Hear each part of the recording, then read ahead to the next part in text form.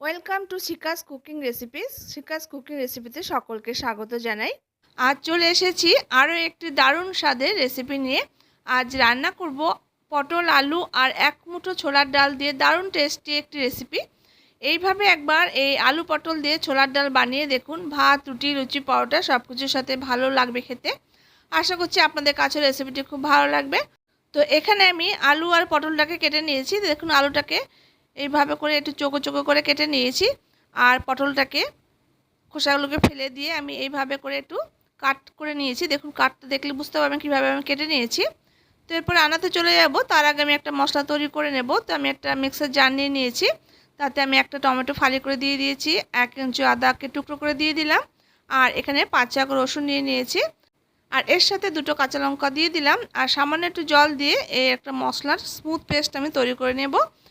এরপর রান্নাতে চলে যাব। তো গ্যাসের উপর একটা কড়াইতে সর্ষের তেল দিয়ে তেলটাকে গরম করে নিলাম। এবারে গরম তেলের মধ্যে কেটে রাখা আলুগুলোকে ছেড়ে দিয়ে প্রথমে আলুগুলোকে একটু ভেজে নেব। তো এখানে বন্ধুরা আমি 2টো বড় সাইজের আলুকে এইভাবে করে একটু চৌকো চৌকো করে কেটে নিয়েছি। এবার আলুটা দিয়ে সামান্য একটু লবণ আর সামান্য একটু হলুদ দিয়ে দিলাম। এবার আলুটাকে মিনিট 2-3 মতো প্রথমে আলুটাকে একটু ভেজে নিতে হবে।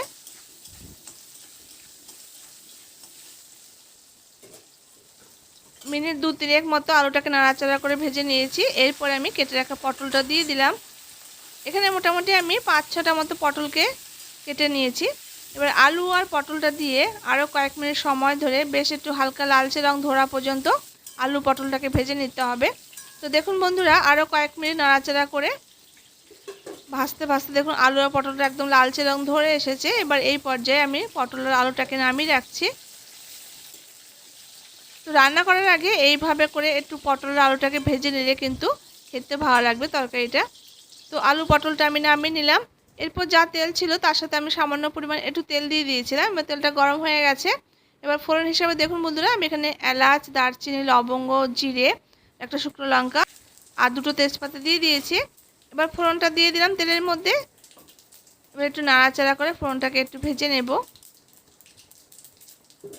ফোড়ন থেকে বেশ সুন্দর একটা মিষ্টি গন্ধ বেরিয়ে গেছে। এবার এই পর্যায়ে আমি একটা বড় সাইজের পেঁয়াজ কুচি দিয়ে দিচ্ছি। পেঁয়াজটা দিয়ে মিনিট 2-3 নাড়াচাড়া করে বাদামি রং ধরা পর্যন্ত পেঁয়াজটাকে একটু ভেজে নিতে হবে। তো এখানে বন্ধুরা আমি রান্নাটা পেঁয়াজ রসুন দিয়ে করছি, তবে আপনারা যদি এটা নিরামিষভাবে করতে চান, নিরামিষভাবেও কিন্তু খেতে ভালো লাগে, সেক্ষেত্রে কিন্তু পেঁয়াজ আর রসুনটাকে কিন্তু বাদ দেবেন। পেঁয়াজ আর রসুনটা বাদ দিয়ে কিন্তু এই রান্নাটা করবেন। পেঁয়াজটা বেশ হালকা বাদামি রং ধরে এসেছে। এবার এই পর্যায়ে আমি যে মশলা পেস্টটা তৈরি করে রেখেছিলাম সেই মশলা পেস্টটা দিয়ে দিয়েছি, আর মিক্সি দেওয়ার সামান্য পরিমাণে জল এখানে দিয়ে দিলাম। এবার এই মশলাটা একটু নাড়াচাড়া করে নেব।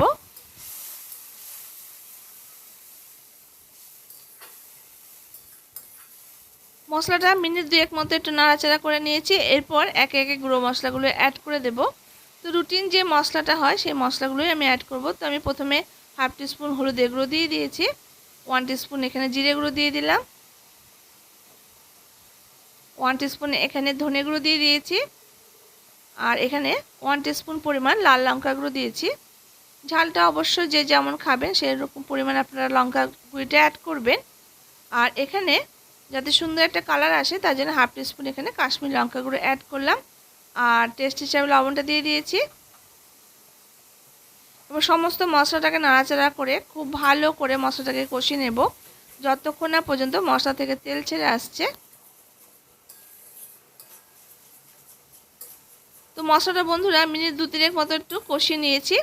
এরপর আমি এখানে 1 মুঠো মতো ছোলার ডালকে প্রায় আধ ঘন্টা মতো আমি ভিজিয়ে রেখেছিলাম, সেই ছোলার ডালটাকে দিয়ে দিয়েছি। এবার মশলার সঙ্গে খুব ভালো করে এটাকে আরও কয়েক মিনিট নাড়াচাড়া করে একটু কষিয়ে নিতে হবে।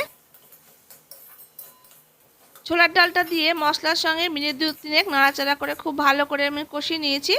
এবার কষাতে কষাতে এই পর্যায়ে আমি 2 চামচ পরিমাণ কোরানো নারকেল এখানে দিয়ে দিয়েছি। নারকেলটা দিয়ে আরও কয়েক মিনিট সময় ধরে ছোলার ডালের সঙ্গে খুব ভালো করে এটাকে একটু ভেজে নিতে হবে। তো দেখুন বন্ধুরা, খুব ভালো করে আমি কিন্তু নারকেলটা ছোলার ডালের সঙ্গে একদম ভাজা ভাজা করে নিয়েছি। দেখুন চারদিক থেকে বেশ লেগে লেগে আসছে, এরকম করে কিন্তু ভেজে নিতে হবে, তাহলে নারকেল ভাজা আসবে সুন্দর একটা ফ্লেভার, খেতে খুব ভালো লাগবে রেসিপিটা। এরপর আমি সামান্য পরিমাণ এখানে জল অ্যাড করে দিয়েছি। জলটা দিয়ে একটু নাড়াচাড়া করে নিলাম। আমার মনে হচ্ছে জলটা কম হয়ে গেছে, তো আমি আবার একটু সামান্য পরিমাণ জল এখানে অ্যাড করে দিয়েছি। এরপর এই ডালটাকে আমি হতে দেব। তো ডালটাকে প্রথমে এইভাবে করে একটু সেদ্ধ করে নেব। তারপর ঢাকা দিয়ে দিলাম। এবার মিনিট 6-7 মতো লো ফ্লেম করে ডালটাকে একটু সেদ্ধ করে নেব। তো মিনিট 7 পর এবার আমি ঢাকাটা খুলে নিয়েছি। এবার আমি দেখে নেব ডালটা কিন্তু প্রায় 70% মতো কিন্তু সেদ্ধ হয়ে গেছে। এরপর এই পর্যায়ে আমি ভেজে তুলে রাখা আলু আর পটলটা দিয়ে দিয়েছি। ডালের সঙ্গে আরও কয়েক মিনিট সময় ধরে আলু আর পটলটাকে বেশ একটু শুকনো শুকনো করে কষিয়ে নিতে হবে।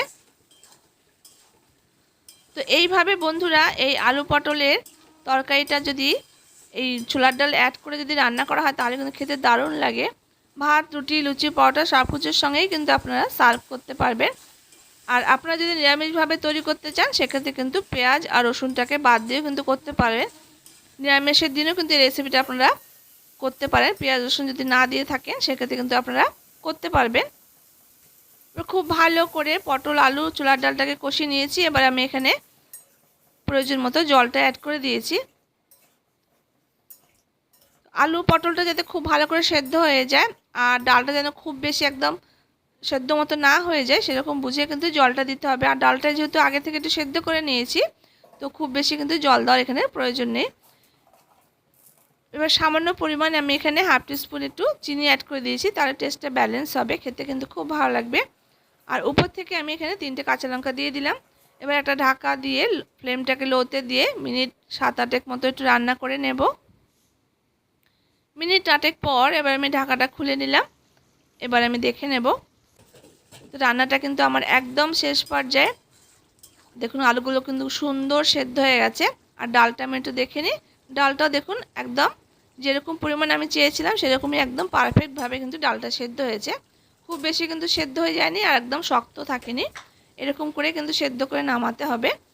এরপর নামানোর আগে এখানে 1 টিস্পুন মতো গরম মশলার গুঁড়ো আর এখানে 1 টিস্পুন একটু ঘি অ্যাড করে দিয়েছি। এবার গরম মশলা আর ঘিটা দিয়ে হাই ফ্লেমে মিনিট 2 মতো নাড়াচাড়া করে একটু রান্না করে নেব। তো বন্ধুরা রান্নাটা কিন্তু আমার একদম হয়ে গেছে। এবার আমি ঢাকা দিয়ে 5 মিনিট পর আমি আপনাদের দেখিয়ে দিচ্ছি।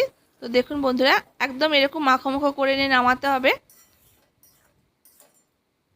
তো রান্নাটা কিন্তু আমার একদম হয়ে গেছে। এবার আপনারা ভাত, রুটি, লুচি, পরোটা সব কিছুর সঙ্গে সার্ভ করতে পারবেন। তো ভীষণই মুখরোচক আলু পটল দিয়ে ছোলার ডালের এই রেসিপিটা একদম তৈরি। ভাত, রুটি, লুচি, পরোটার সঙ্গে যা কিছুর সঙ্গে আপনারা এবার সার্ভ করতে পারেন। খেতে দারুণ টেস্টি। আর দেখুন দেখতে কতটা লোভনীয় হয়েছে আর খেতেও কিন্তু ভীষণই টেস্টি হয়। তো একবার এইভাবে ট্রাই করে দেখবেন। আর আপনাদের কাছে খেতে কেমন লাগলো তো অবশ্যই কমেন্ট বক্সে জানাবেন। দেখা হচ্ছে নেক্সট রেসিপিতে। ততক্ষণের জন্য সবাই খুব ভালো থাকবেন, সুস্থ থাকবেন। ধন্যবাদ।